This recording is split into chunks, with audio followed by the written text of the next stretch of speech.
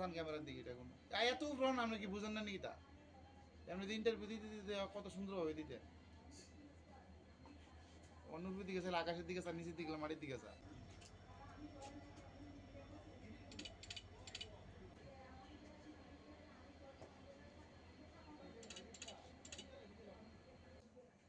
আমাদের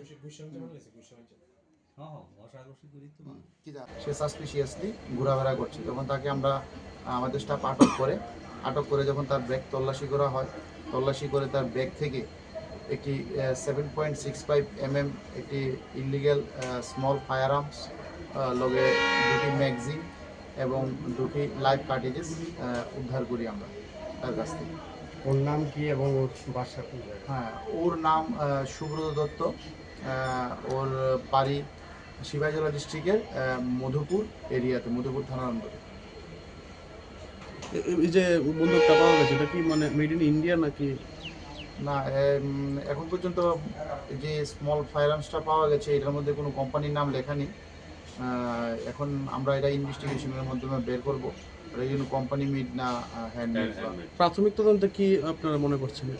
প্রাথমিক যে জিজ্ঞাসাবাদে সে জানিয়েছে যে সে এটি বিহারের ভাগলপুর থেকে এটি এনেছে এবং এটা মধুপুর এরিয়াতে এনে সে বিক্রি করার উদ্দেশ্যে তাদের একটা র্যাকেট আছে, ওই র্যাকেটের মাধ্যমে এটা বিক্রি করার উদ্দেশ্যে সে এনেছে।